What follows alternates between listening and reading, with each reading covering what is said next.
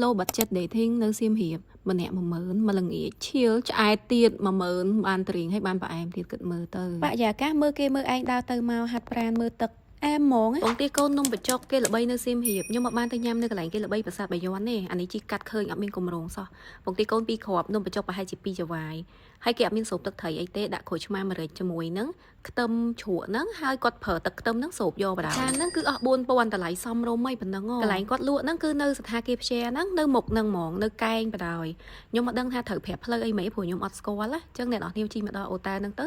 ឃើញនៅមុខហ្នឹងគាត់មានកង់ខ្ញុំអត់ដឹងថាគាត់លក់ពីពេលណាដល់ពេលណាទេគ្រាន់តែពេលដែលខ្ញុំទិញហ្នឹងគឺម៉ោង3កន្លះទៅដល់ឃើញហ្មងមួយចានហ្នឹងអាពេលយើងឃ្លានល្ងាចឡើងម៉ោង4ម៉ោង5អីល្មមវាអត់ធ្ងន់ពេកហើយអំណោយផលណានៅជាប់ហ្នឹងគឺមានបងលក់ពពីមួយទៀតនំពពីឥឡូវគេចេះមានបន្ថយស្ករ50%អីទៀតណាគាត់សួរខ្ញុំហើយគាត់បន្ថយឲ្យតាមនឹងខ្ញុំទិញមួយ2500ហើយ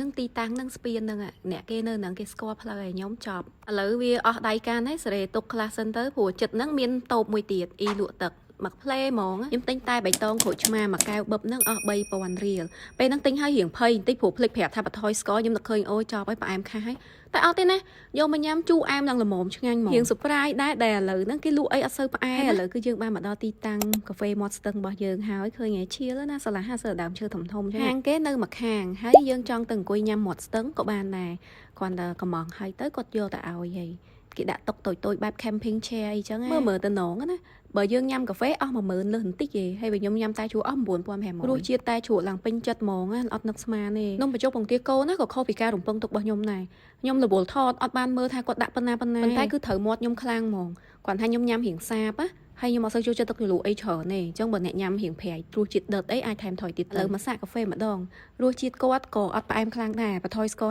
50%ហើយសម្រាប់ខ្ញុំគឺមានអារម្មណ៍ថាវារៀងស្ទើរផ្អែមអានេះបន្ថយស្ករអានោះបន្ថយស្ករប៉ុន្តែឥឡូវមកញ៉ាំស្ករទាំងដុំហ្មងពីហ្នឹងនិយាយពីចូលចិត្តតាំងពីទឹមតកើតហ្មងតាំងទឹមចេះរត់ទៅ100 200លុយខ្មែរហ្នឹងតឹងមើលចាំមើលតអ៊ីវៀតណាមពូវៀតណាមស្ពាយលក់ដើរលក់អីហើយគីឡូមានអ្នកអត់ដឹងអាពណ៌បៃតងហើយនឹងពណ៌សហ្នឹងដូចតែគ្នាហើយអាហ្នឹងគឺជានំដែលមានរសជាតិ consistent ជាងគេទិញណាគេក៏ឆ្ងាញ់ដែរព្រោះវាមានតែដូងហើយស្ករទៅវាចូលគ្នាទៅវាឆ្ងាញ់ត្រូវគ្នាហ្មងខ្ញុំញ៉ាំបដាទស្សនាអូនទូចនោះបដាវត្តសទូចខ្ញុំខ្លាចតែត្រូវក្បាលអូន2នាក់នោះនឹងអង្គុយចិត្តហ្នឹងម្យ៉ាងដែរអង្គុយទៅមានគេចាក់បាសឲ្យស្ដាប់ទៀតប៉ុន្តែយល់ល្អកុំចាក់បាសអីព្រោះមិនមែនគេសុទ្ធតែចង់ស្ដាប់ចម្រៀងដូចយើងទេ